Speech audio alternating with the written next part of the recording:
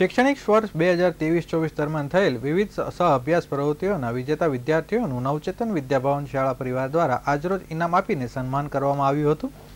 લંબેનમાન road સંતોષીનગરમાં આવેલી નવચેતન વિદ્યાભવન દ્વારા આજરોજ ઇનામ વિતરણ કાર્યક્રમનું આયોજન કરવામાં આવ્યું હતું। જે કાર્યક્રમમાં સમગ્ર વર્ષ દરમિયાન થયેલ વિવિધ સહ-અભ્યાસ પ્રવૃત્તિઓના વિજેતા વિદ્યાર્થીઓને પ્રોત્સાહિત કરવા માટે આ કાર્યક્રમ યોજાયો હતો, જેમાં રામકૃષ્ણ વિદ્યાભવનના આચાર્ય પ્રકાશભાઈ પટેલના વરદ હસ્તે વિદ્યાર્થીઓને વિવિધ પુરસ્કાર અર્પણ કરવામાં આવ્યા હતા। વિદ્યાર્થીઓમાં રહેલી સુષુપ્ત શક્તિઓનો વિકાસ અભ્યાસ પ્રવૃત્તિ દ્વારા થાય છે। વિવિધ પ્રવૃત્તિઓ થકી વિદ્યાર્થી કુશળતા મેળવે છે અને તેમાં પ્રથમ, દ્વિતીય અને તૃતીય સ્થાન મેળવી પોતામાં રહેલી શક્તિને ઓળખે છે। એવા પ્રતિભાવ વિદ્યાર્થીઓને નવચેતન શાળા પરિવાર દ્વારા વિવિધ ઉપહાર આપીને સન્માનિત કરવામાં આવ્યા હતા, તેમજ ભાગ લેવા બદલ વિદ્યાર્થીઓને પ્રોત્સાહક ઇનામ અર્પણ કરવામાં આવ્યા હતા। કાર્યક્રમમાં શાળાના તમામ વિદ્યાર્થીઓ અને વાલીઓ ઉપસ્થિત રહ્યા હતા।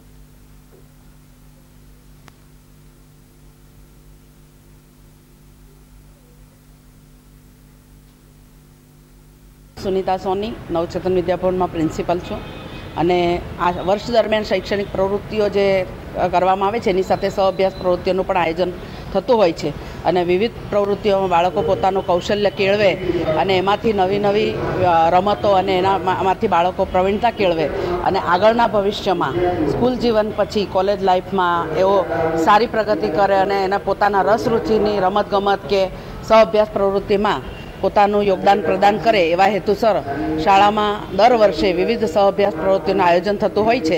એવું જ આજે સહઅભ્યાસ પ્રવૃત્તિના ઇનામ વિતરણનું અને આખા વર્ષ દરમિયાન જે સહઅભ્યાસ પ્રવૃત્તિઓ થઈ એના બાળકોને પ્રોત્સાહિત કરવા માટે શાળા પરિવાર હંમેશા તત્પર હોય છે અને આજે તમામ બાળકોને ભાગ લેવા બદલ અને જે પ્રથમ, દ્વિતીય, તૃતીય વિદ્યાર્થીઓ પ્રાપ્ત થયા છે નંબર, તેમને પણ પ્રોત્સાહિત કરી અને શાળા પરિવાર ધન્યતા અનુભવે છે અને બાળકોને ઉત્તરોત્તર આવી રીતે ભાગ લેવા માટે પ્રોત્સાહિત કરે છે।